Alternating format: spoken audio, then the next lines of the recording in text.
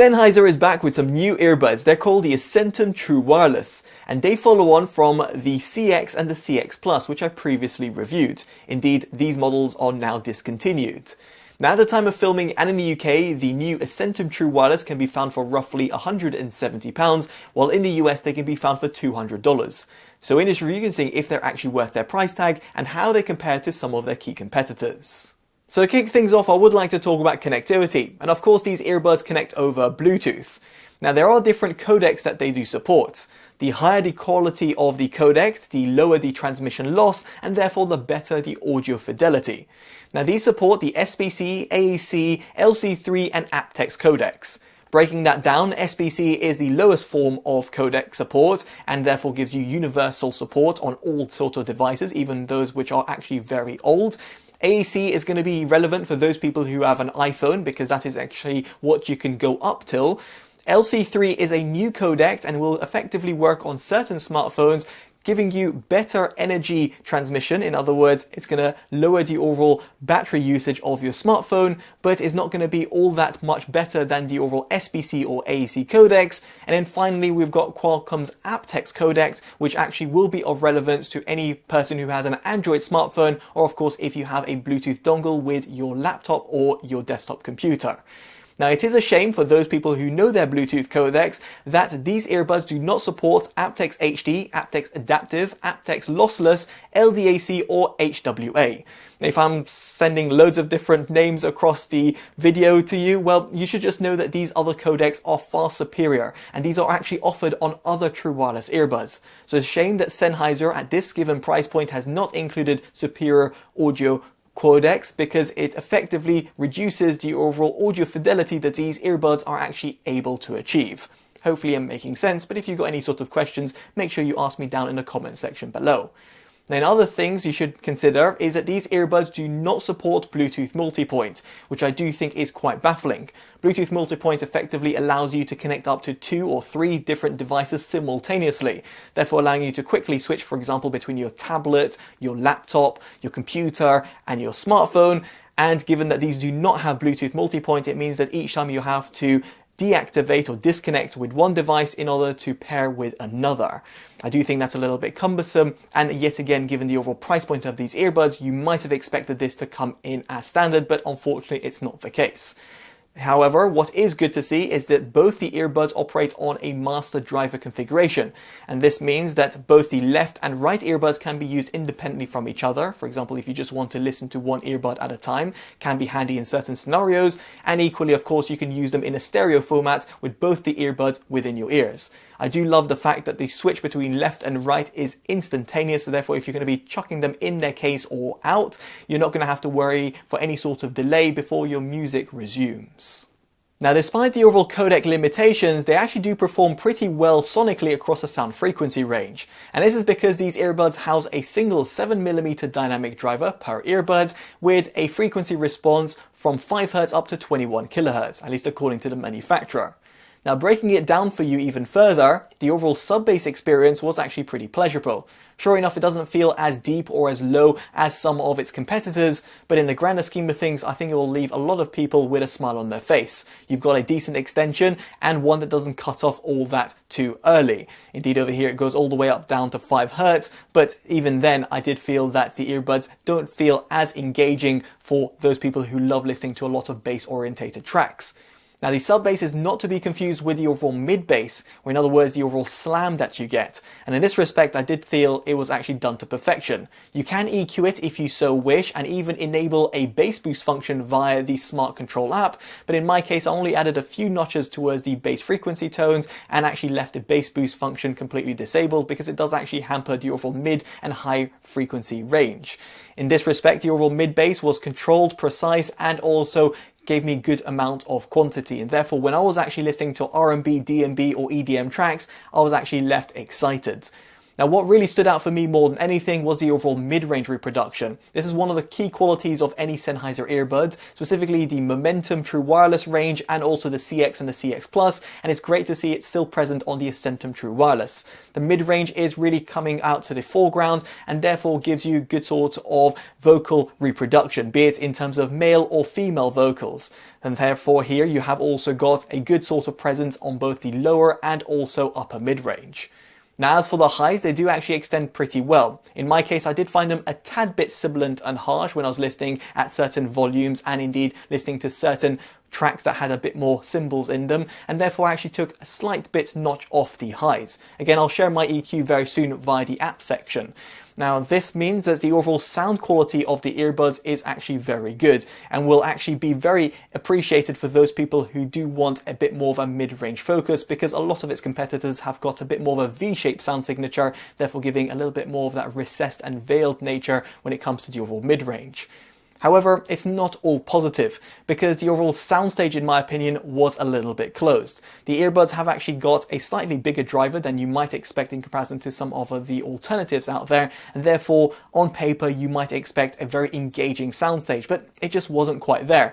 When I was comparing it to one of the earbuds that come in at roughly this sort of price points, the Technics AZ80s, let alone the AZ60 M2s, I found that the Technics just gave me a bit more engagement and fulfillment. The overall width and depth was just a little bit better, and the overall decay just felt just a bit more engaging. That wasn't quite the case with the Sennheiser earbuds. Don't get me wrong, it's not as bad as some cheaper alternatives, for example the Jabra Elite 75Ts or my Libratone Track Air Plus, which I use as a reference, or let alone, for example, the Creative Outlier Air. But again, for the overall price point that you're coming in at, I would have expected the Sennheiser earbuds to just perform a little bit better when it comes to giving you a bit more of the engagement and fulfillment across the music that you're actually listening to. So next up we get onto recording quality, and everything you can hear right now is coming directly from the Sennheiser Accentum True Wireless earbuds. There are 2 microphones per earbud with beamforming technology. Now, for me to demonstrate how they perform in a noisy environment, I'll be facing towards my bookshelf speakers and playing back a song. It's from EAH-AZ80 and it's titled Like Me. Now if I just go quiet, hopefully that gives you an indication of how the earbuds would perform in a bit more of a noisy environment. So now we're just going to switch over to some of my favorite True Wireless earbuds, and these are the Technics AZ60s. So yes, indeed, we've now just switched over to the Technics earbuds, and what I will say subjectively is that the Sennheiser earbuds have actually got a little bit of a better recording quality, where the mid-range is a little bit more emphasized and therefore vocals sound a little bit clearer. Now for me to again demonstrate the same sort of test, I'm going to be facing towards my bookshelf speakers and having the music playing at the exact same volume and while using the earbuds. Now if I go quiet,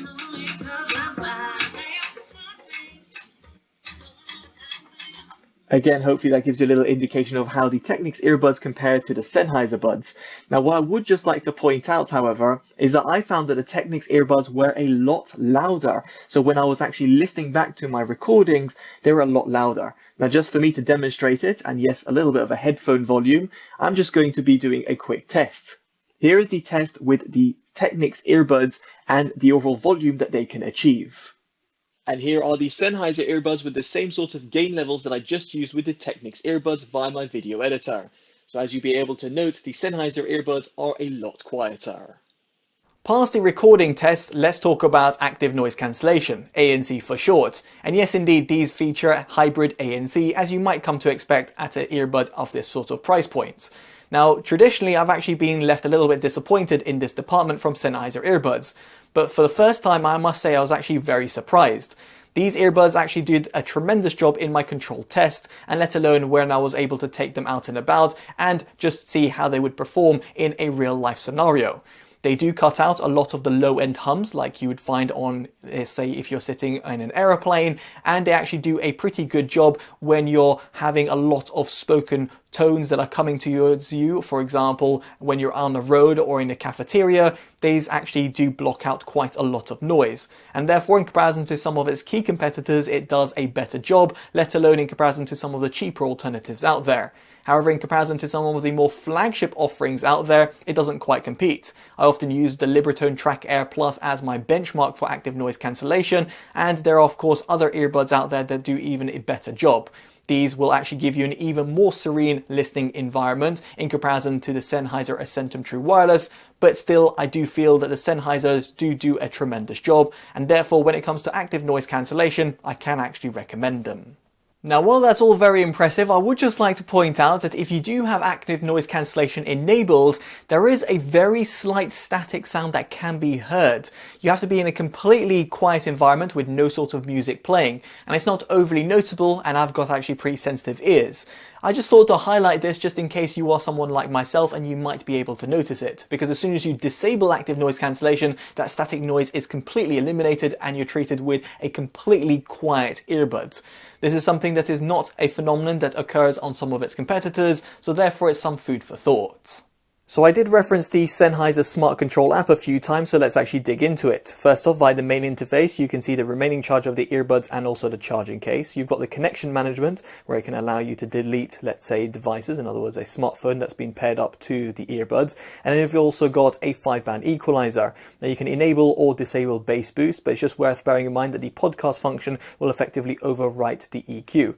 Now here in terms of my EQ, I've added one notch to the 63 Hz band, taken 0.5 decibels off the 8 kHz band and added 0.5 decibels on 4 kHz. Of course, it's all very subjective, but feel free to play around with it. You've also got a few different preset equalizers if you so wish to use them, but I very much suggest doing it to your heart's content because it allows you to tailor the earbuds to your own liking.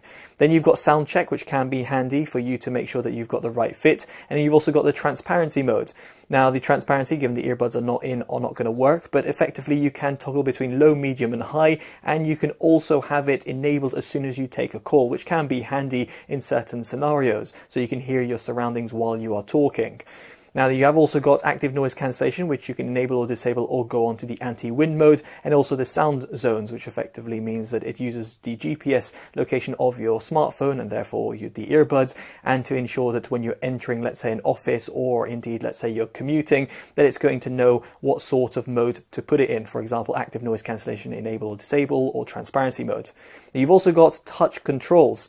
So yes, here they can be customized between the left and right earbuds, and it's great to see that they can be independently adjusted from each other. So in other words, the fact that one is adjusted for, let's say, play and pause doesn't automatically mean that the right earbud is going to be something for media controls. As you can see over here, I've customized it. You can also customize it during phone calls, although you've got a little bit more limited functionalities. As you can see over here, you can't really adjust many settings, but it's great to see that you've got this customization. Now the touch controls themselves are actually very good. No issues whatsoever when it came to using them and also actuating the actual touch sensitive pad on the earbuds, and therefore I've got no real complaints. Of course, if you do not like touch sensitive earbuds, then you might want to look elsewhere.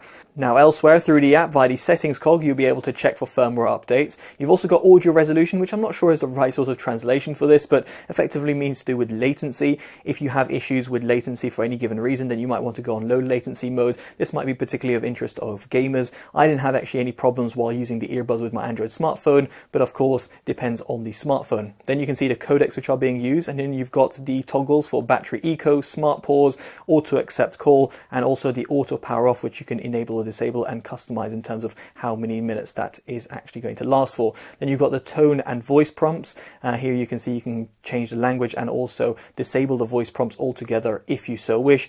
And then of course you can factory reset it. Finally, there's a mode over here which I actually find quite intriguing. It's battery protection mode, which tries to prolong the battery lifetime of the earbuds and also the charging case, something you might want to consider for the longevity of it. I don't seem to have any problems over the years, but nonetheless, just something I thought I should highlight, at least on these earbuds. Moving on from the app, I would like to talk about its design, and here the earbuds are available in 3 different color finishes, with the black ones pictured.